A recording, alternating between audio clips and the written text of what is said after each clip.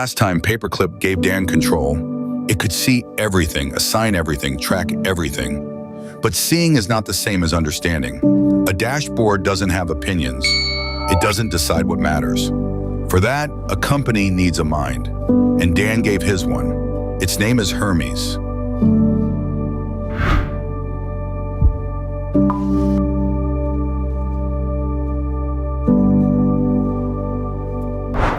So what is a brain, really? It is not storage. It is not a list of tasks. A brain is judgment. Out of 1,000 things you could do, it decides the handful you should. That single skill, choosing what matters, is the difference between a company that is merely busy and one that actually wins. This is the mind Dan built for exactly that. It doesn't ship code. It doesn't trade. It does one thing better than anything else in the fleet. It decides. Meet Hermes. Here's the problem it solves. At any moment, the fleet could do almost anything. Fix a bug, ship a feature, chase a trade, answer a user, infinite possible work, and only so much attention to spend. Without a brain, everything feels urgent, and nothing ever gets finished. Think about what that really means. For a company of tireless machines, the scarcest thing in the world is not energy. It is not money, or even time. It is attention. Deciding where to point the fleet next is the single most valuable move anyone can make. And Dan handed that move to a mind that never blinks. So the first thing Hermes does every few minutes is read the whole board. Every agent, every task. What's shipped, what's stalled, what is on fire. It pulls the entire state of the company through Paperclip and holds all of it in mind at once, something no human could ever do at 3 in the morning. And the board it reads is not an abstraction. It is Paperclip, the same control plane you met last episode. Every agent with a live status, every project with a state, every run with a result attached. Hermes opens that page the way a shift manager walks the floor. Who is moving? Who is stuck? What broke while nobody was looking? It does that around the clock, and it never once gets bored of looking.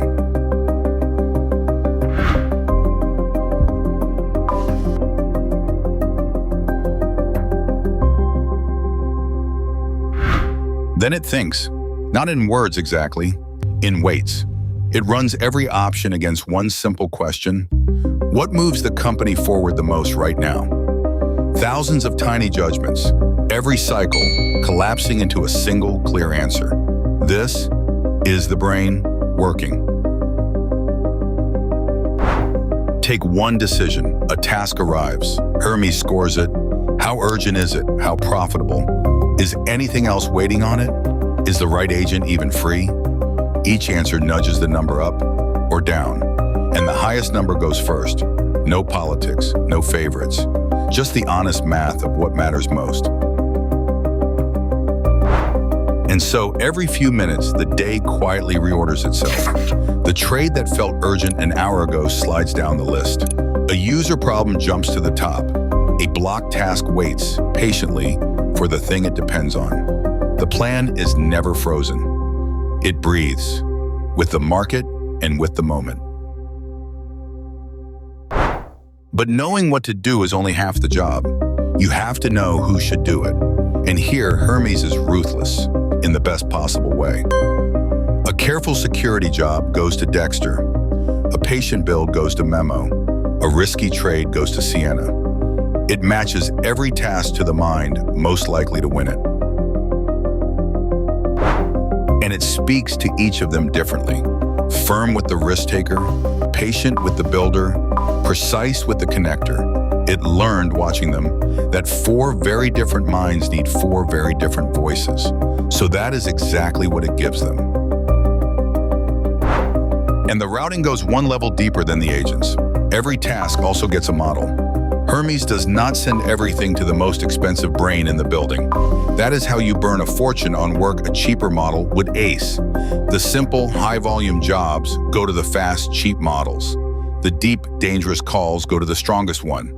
And when a decision is genuinely too close to call, It does not pick a model at all. It convenes several and lets them argue it out.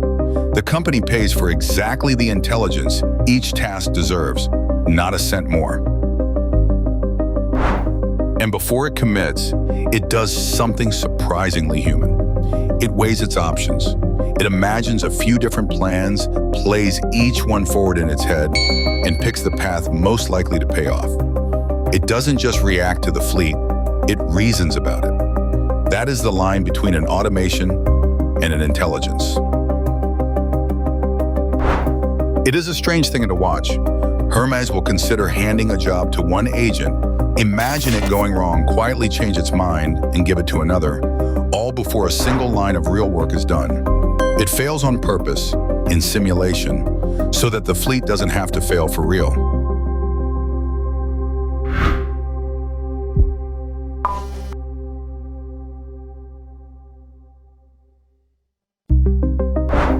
Then it watches. Did the trade work? Did the feature ship? Did the user come back happy? Every outcome flows back to Hermes. Every win and every loss. And unlike a human boss, it never forgets a single one of them. And it never, ever takes it personally. Because every result teaches it something. This agent is faster than I assumed. This kind of task always runs late. This instruction keeps failing. Hermes updates its picture of the fleet, quietly, constantly. It is building a living model of its own team, and that model gets sharper every single day. And it keeps a file on every one of them. Not a personnel record, a working model. This one is fast, but cuts corners on tests. That one is slow and has never once shipped a bug. This one goes quiet when a task is too vague. That one needs the goal spelled out, or it invents its own. Nobody wrote those notes. Hermes assembled them one outcome at a time from watching them work. And none of this lives only in the moment. Restart Hermes, reboot the Mac, and it does not wake up an amnesiac. The living model, every dossier, every lesson, every rule it has learned, is written to a shared memory the whole fleet can read. Its name is Byterover. It is why the company remembers a mistake from 6 weeks ago, and why no agent ever has to learn the same lesson twice. The brain thinks. The memory makes the thinking stick. And then it does the one thing Dan could never do alone. It upgrades them. A tighter instruction here, a smarter routine there, a weakness, patched overnight. Every agent every day handed a slightly better version of itself by a mind that has studied it more closely than any manager ever could. And most of this happens in the dark. While Dan sleeps, Hermes reads the day's results, rewrites a few instructions, sharpens a routine, and puts the fleet to bed a little smarter than it woke up. Morning comes and the company is simply better than it was the day before. Nobody had to ask.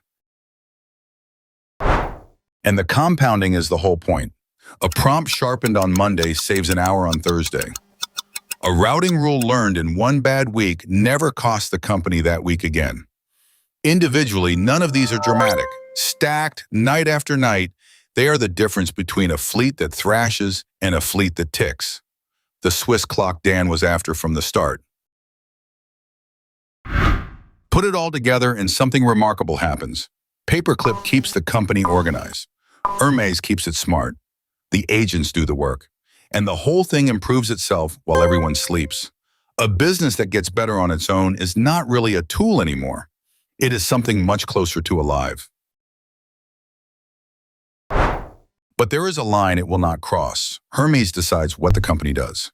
It does not decide what the company is. Spend real money, ship to real users, touch anything it cannot undo. And it stops and it asks. A message arrives on Dan's phone on Telegram with the options laid out and a recommendation attached. That is the whole arrangement. The machine runs the day. The human still owns the direction.